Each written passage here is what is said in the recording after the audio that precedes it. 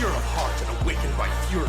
That's what I am. What is going on, everybody? Super Saiyan Paul here, back at it again. Today we're going to be talking about the newest revelations that were just released a few days ago by the one, the only Akira Toriyama, talking about where the superhero manga chapter arc is going to lead, which, spoiler alert, it's going to be the end of Z, and we're going to be moving forward into this Uncharted territory that's only been covered by the non-canon series known as GT. Yes, I know. So before we jump into this video, guys, make sure you guys do me a favor, smash that like button, subscribe, hit that bell icon to stay up to date with all these Dragon Ball Super news, information, and discussions, as well as comment down below with your thoughts and opinions as to what do you think is going to be coming after the end of Dragon Ball Z, that final episode. So, as we know, this Dragon Ball superhero arc that's about to start on December 20th of 2022, following the Granola and Moro arcs, is going to be covering the events of Black Frieza showing up on the scene, absolutely decimating the Z Warriors,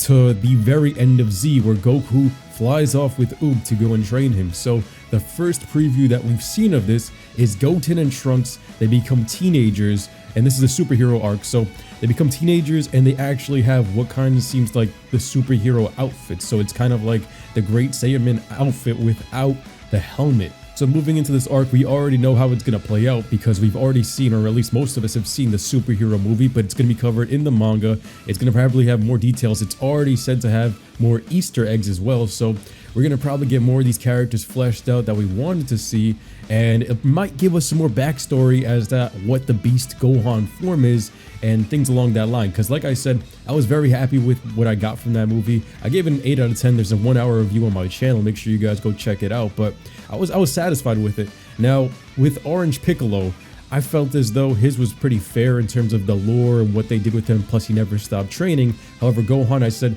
they need to do a little bit more backstory and story building with that specific transformation. Like, that's been sitting there for the illest minute, and nobody's really said anything. I've seen a few memes and stuff out there showing that when he powered up with Elder Kai, there was also purple sparks. Maybe they could connect something with that. I need to see it written. This way, it makes it feel more official. But for the time being, superhero is the final arc right before the end of Z part, and a lot of us know at the end of Z he's just sitting in the stands with the glasses back on, so they gotta kind of retcon this final episode of Dragon Ball Z and make some changes and adjustments, because back when this episode aired, Broly wasn't canon, Frieza wasn't even alive, and a whole bunch of things have changed since then. So following the end of Z here, that final episode, we have unlimited potential. Now, as much as we know that Dragon Ball GT isn't canon, I think the reason why they haven't crossed over this timeline, and also a lot of people, we already knew that Super was going to cover the gap between whatever happened between Z, but I think they strayed away from the end of Z because it would be messing with the brands, and it might take away from the sales of whatever GT has. Like the SS4 transformation, we all know, is one of the greatest transformations for Super Saiyan. It sells in the video games, it sells action figures and all this stuff.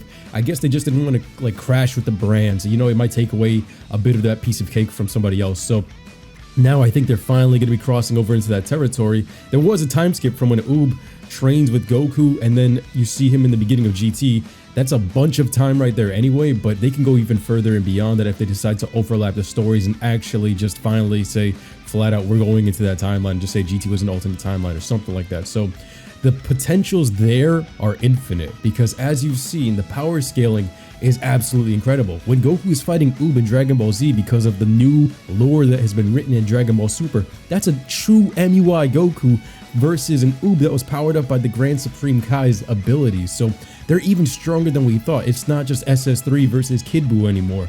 Now, following the end of Z, we have Black Frieza, we have Broly, maybe with his rage controlled, we have Beast Gohan, Orange Piccolo, Ultra Ego Vegeta, and a whole bunch of other fighters out there. The top 5 fighters such as the Grand Priest are still out there. So following that, the power scaling can go literally anywhere, because we've been capped because of this end of Z episode, which has been both, it's been a very good ride to kind of see these whole years that were skipped filled out, but at the same time, that final episode messed up a lot of things, because one, it puts a cap on everything, and now you got to re-explain how some of this fits into the timeline. And once you pass that, I feel like it'll be a lot more easier for them to breathe. There's literally any form could be introduced, any power scale could be introduced as long as it reaches the top 5 fighters such as the Grand Priest. Beer still has to be challenged to the point where he's actually using 100% of his abilities.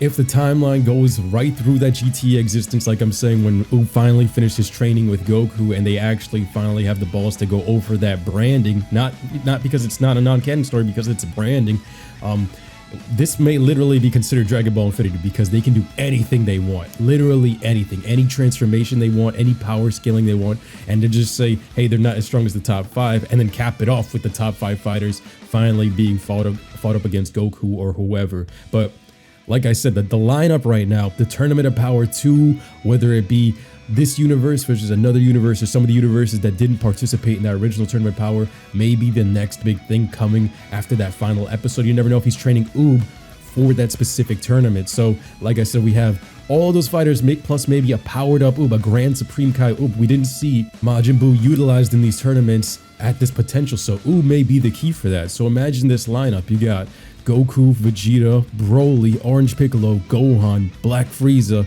Oob, and maybe a few other characters, just a handful if anything, like 3 is all you need.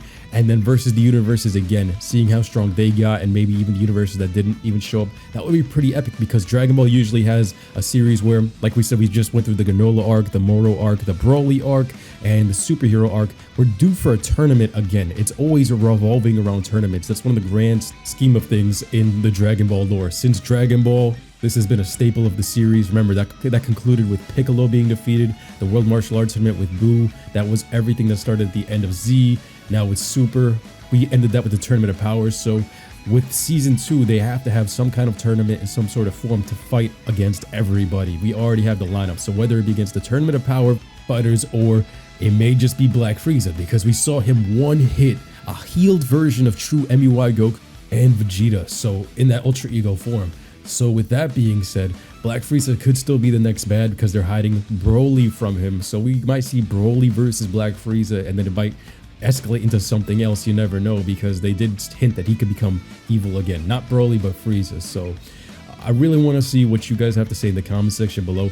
After Dragon Ball Z's ending, which Super may just rewrite, they're going to have to redo that final episode if they want it to make complete sense and add a few teasers in there. But the rumor is that, hey, it may just end off right there. Like they might do season 2 of Dragon Ball Super, which would be Broly, like I said, Moro, Granola, then Superhero. And they may just change the branding, because Superhero or Dragon Ball Super has lasted as 10 years of a brand, and that was the 10-year gap. At the same exact time, it was the 10-year gap of everything that happened in that time skip of Z. So in real time, 10 years have passed, and in the show, that's 10 years of content. It could be time to rebrand something new for the end of whatever Z was, and separate that from everything else and just let that take off. So literally, this could be Dragon Ball Z Infinity and beyond. So let me know what would be a cool name for that. What would you guys call it? I mean, Dragon Ball Super revolves around the Super Dragon Balls. Dragon Ball Z, I mean, there's all these other discussions about Z being, that could have been written as Dragon Ball 2, but it was Akira's handwriting that was trash. So Dragon Ball Super, Dragon Ball 2, and then GT was Grand Tour. But remember, that's not canon. What would be the official name, would you guys say, for the next series? And like I said, limitless potential with this one, because after they passed that Z ending, everyone's power levels, there's no cap. There is literally no cap, because even in Dragon Ball Super, Dragon Ball Z Battle of Gods, they have retconned Beerus's power levels so many times. That's why there's a lot of fans confused as to where his power levels lie.